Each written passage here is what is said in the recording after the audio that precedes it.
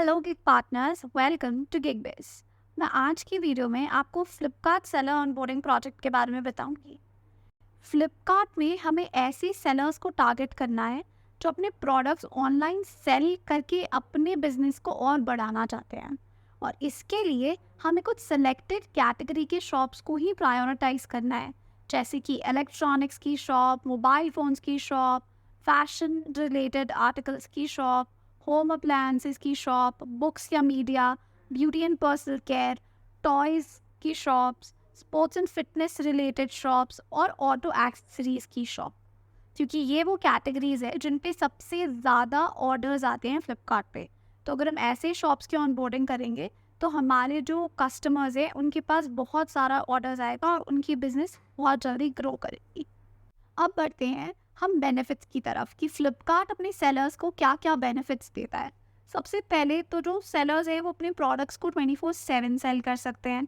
उनके ऊपर कोई जोग्राफिकल बाउंडेशन नहीं होती, वो ऑल ओवर द कंट्री कहीं भी अपने प्रोडक्ट्स को सेल कर सकते हैं। और सबसे अच्छी बात है कि फ्लिपकार्ट जो भी सेलर की फिजिकल शॉप होती है या उनका वेयरहाउस होता है, वहाँ से डायरेक्टली प्रोडक्ट को पिकअप करके कस्टमर तक पहुँचाता है, जिसे हम ना लो कॉस्ट में बहुत अच्छा ई कॉमर्स बिजनेस कर सकते हैं। फ्लिपकार्ट एक 7 डेज में सिक्योर और रेगुलर पेमेंट देता है अपने क्लाइंट्स को। और आज की डेट में फ्लिपकार्ट पे 45 करोड़ से ज़्यादा कस्टमर्स हैं। और भी बहुत सारे बेनिफिट्स हैं जो फ्लिपकार्ट अपने सेलर्स को देता है। अब बढ़ते हैं सेल्स पिच की तरफ कि जब भी हम किसी मर्चेंट को फ्लिपकार्ट पे ऑनबोर्डिंग के लिए पिच करेंगे तो हमें हमारी सेल्स पिच में क्या क्या बातें इंक्लूड करनी है।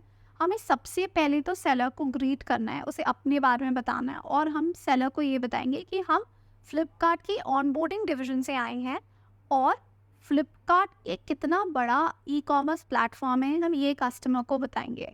उसके बाद हम उन्हें बताएंगे कि अगर वो हमारे थ्रू अपने प्रोडक्ट्स की लिस्टिंग कराते हैं फ्लिपकार्ट पे, तो हम उन्हें एक अकाउंट मैनेजर देते हैं उनके प्रोडक्ट्स की प्रीमियम कैटलॉगिंग करके प्रीमियम डिज़ाइनर लिस्टिंग करते हैं। उसके बाद हमारा एक अकाउंट मैनेजर उनके सपोर्ट के लिए 24/7 अवेलेबल होता है और हम डिफरेंट सेल्स टैक्टिक्स लगाकर उनकी सेल्स बढ़ाते हैं। हम ये सारी चीज़ें जब सेलर को बताते हैं तो सेलर के कन्विंस होने की प्रोबेबिलिटी बहुत बढ़ जाती है।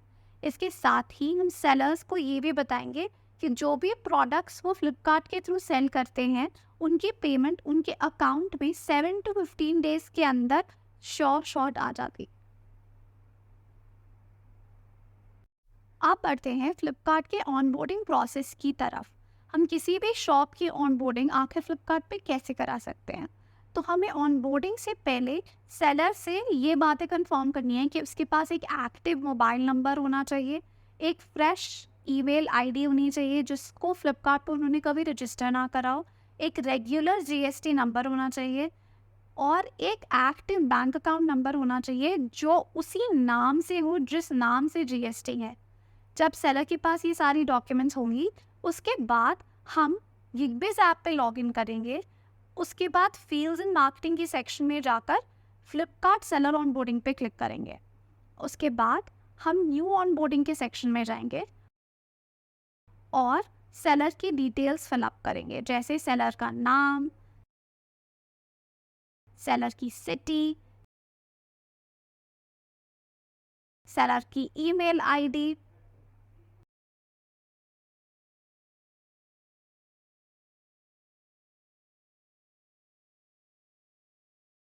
सेलर का मोबाइल नंबर,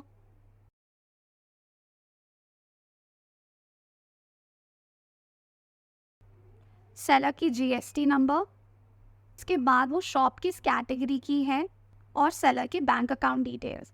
इसके बाद हम अपनी जो सारी इन्फॉर्मेशन है वो सबमिट कर देंगे और जैसे ही हम उसे सबमिट कर देंगे हमारी बैकएंड की जो टीम है वो उस पूरे इन्फॉर्मेशन को प्रोसेस करेगी और रिव्यू करेगी और रिव्यू करने के बाद जैसे ही वो अप्रूव हो जाएंगी तो आपका पे आउट आपके गिगबिज एप्लीकेशन के होम पेज पे रिफ्लेक्ट करने लगेगा।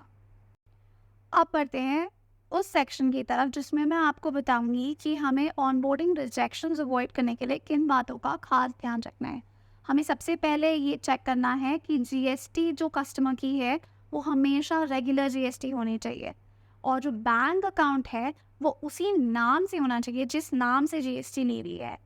उसके बाद हमें मिनिमम 10 प्रोडक्ट्स की फ़ोटो सेलर से लेनी है जिसकी हम कैटलॉगिंग करेंगे, और जो एड्रेस वेरिफिकेशन है वो फ्लिपकार्ट की लॉजिस्टिक की टीम करने को आती है, तभी वो सेलर पास होता है। तो हमें मेक श्योर करना है कि सेलर की शॉप पे कोई ना कोई हो जब फ्लिपकार्ट की लॉजिस्टिक टीम वेरिफिकेशन के लिए आए। ये थी फ्लिपकार्ट पे ऑनबोर्डिंग के प्रोसेस से रिलेटेड सारी इन्फॉर्मेशन। इसके बाद भी अगर आपको कोई डाउट है तो आप नीचे दिए गए नंबर्स पे कॉल या व्हाट्सएप कर सकते हो।